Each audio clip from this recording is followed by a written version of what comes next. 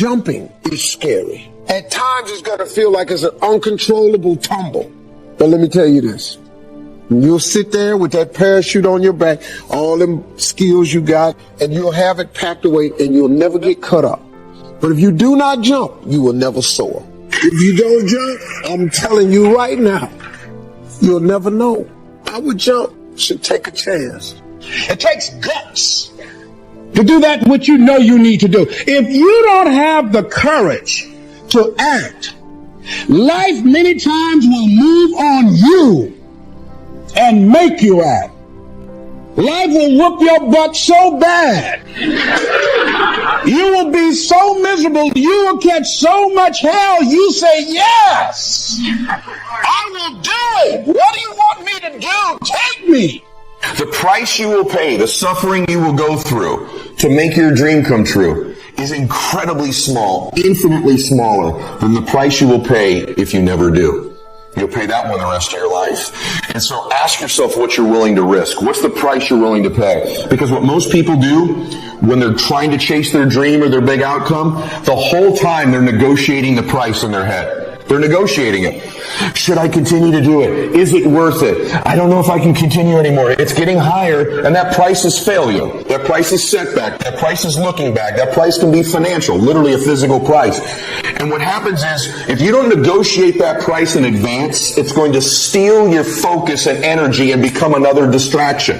Today, I want you to do something powerful. Today, I want you to do something great. Today, I want you to move mountains. I want you to focus on the possibilities and not the negativity. I want you to focus on what's going to make you better and not make you weak. I want you to focus on moving forward and not moving back. I want you to focus on making your life greater and not making it weaker. I want you to focus on doing something that's going to make other people better. I want you to shine bright. I want you to lift people up. I want you to stay productive. I want you to stay strong, and I want you to keep living the life that you've been given. Today is a good day. Don't worry about tomorrow. Let tomorrow take care of itself. Now, first of all, we know that this is not easy.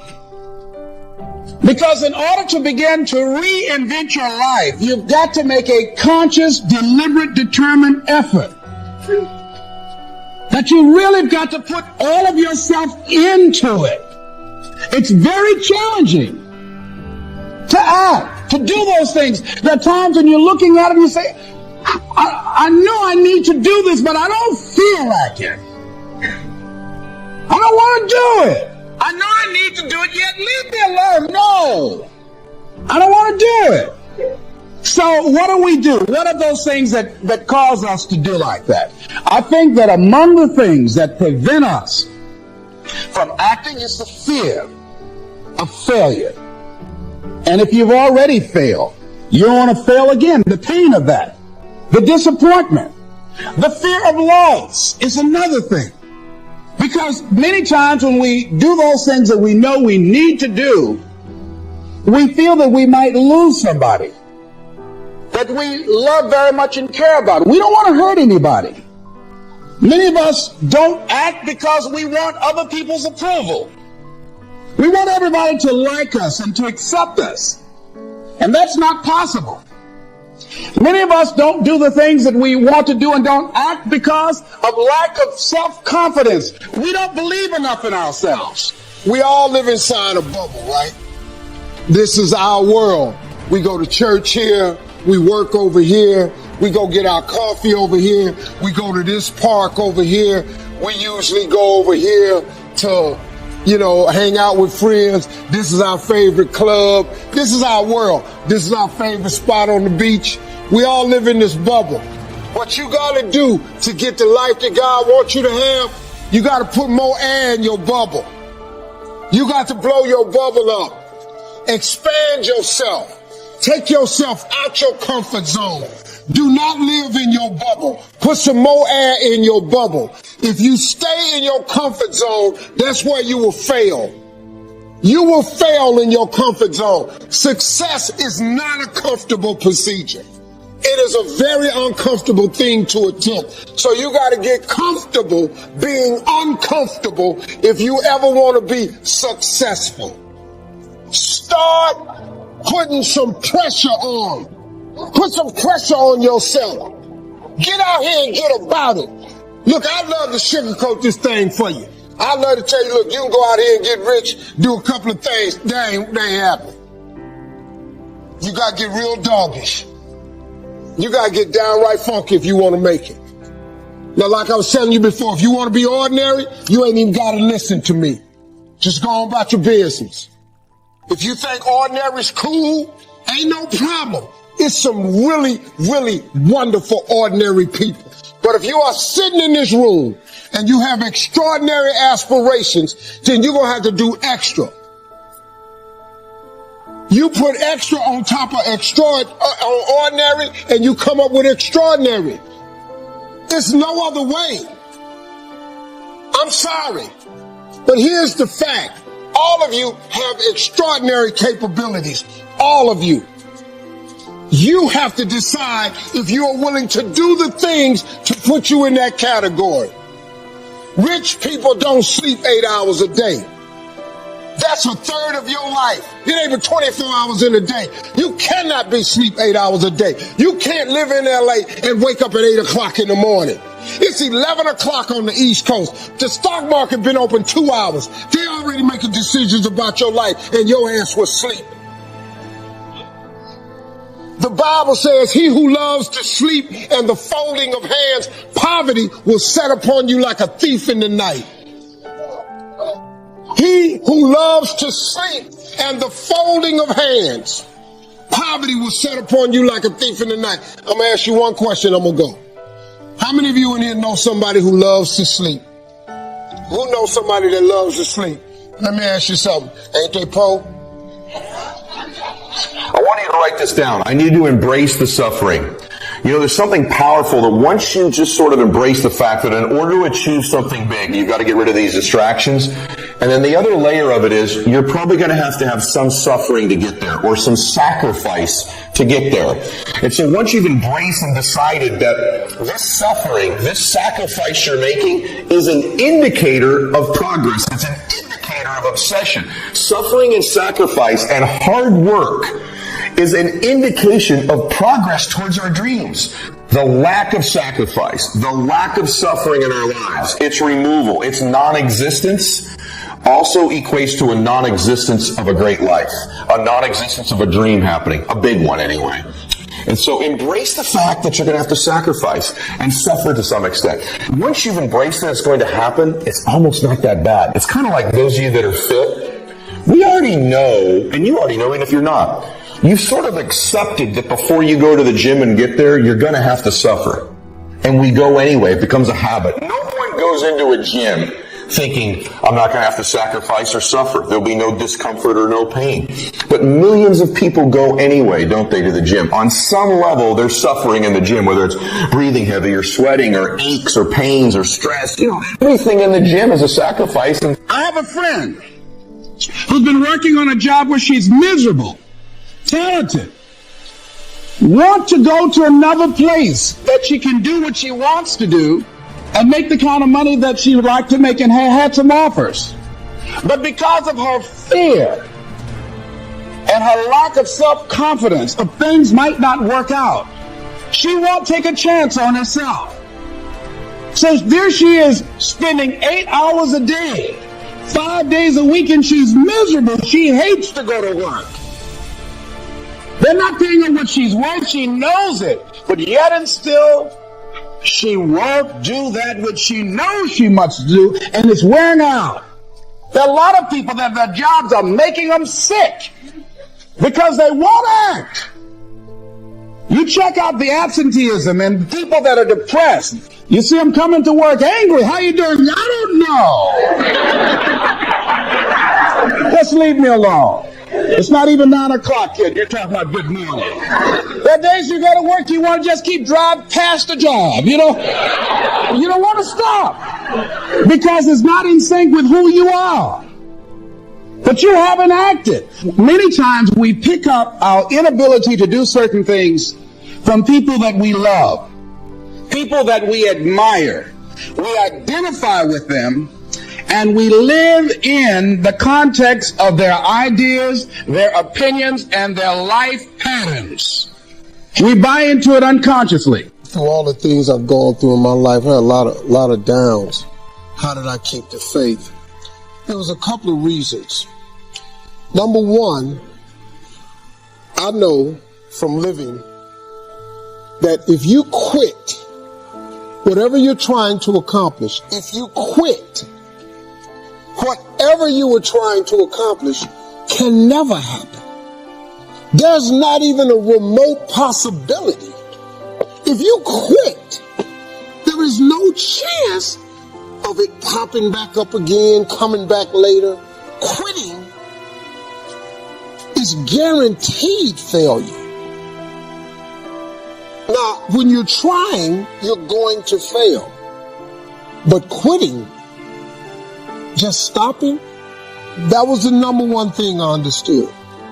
And then number two, you have to make sure that your dreams, your aspirations and goals are so big that not accomplishing them is not an option.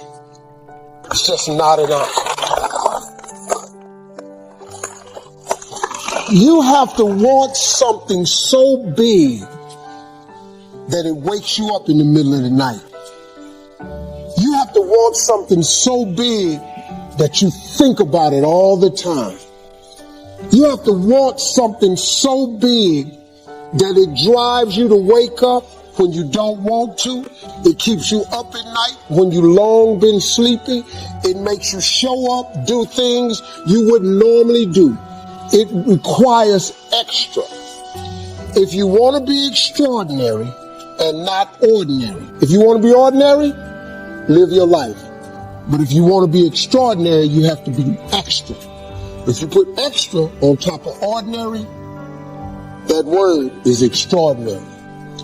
It requires an extra effort. If you don't want to do the extra effort, you finna be regular. There's nothing wrong with being regular. A lot of people are happy being regular. I just wasn't. I ain't want to be regular. I ain't want no regular life. I didn't want no regular house. I didn't want no regular car. I didn't want no regular clothes. I didn't want no regular checking account. I just didn't want it. I wanted to have an exceptional home. I wanted to have an exceptional bank account. I wanted to travel exceptional places. Now, if you don't want that, it's perfectly fine. You can be really happy being ordinary. But if something's burning in you, you got to deal with it. If you don't deal with it, you're going to be disappointed, man. So being regular is cool. There's nothing wrong with it. You get a regular job, regular house, regular car. You get regular money. You have regular hours. You can dress regular. You can just go to the family reunion, take your ass back home. You just travel regular. You go on vacation once a year. That's cool. No problem.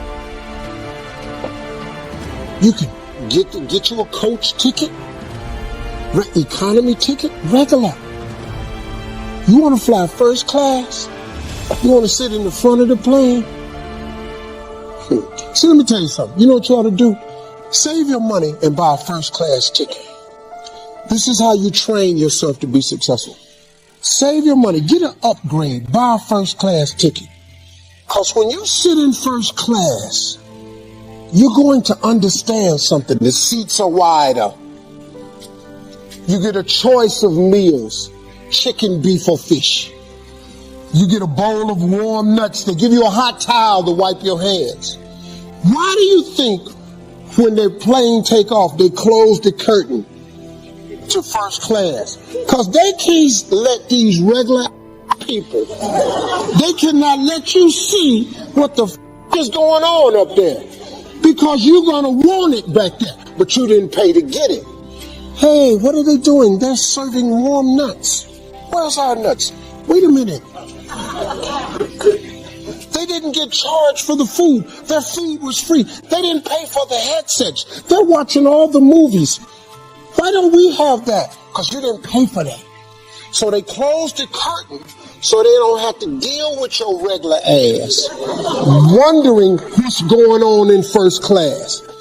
Once you buy a first class ticket, it becomes very difficult now for you to walk past those seats.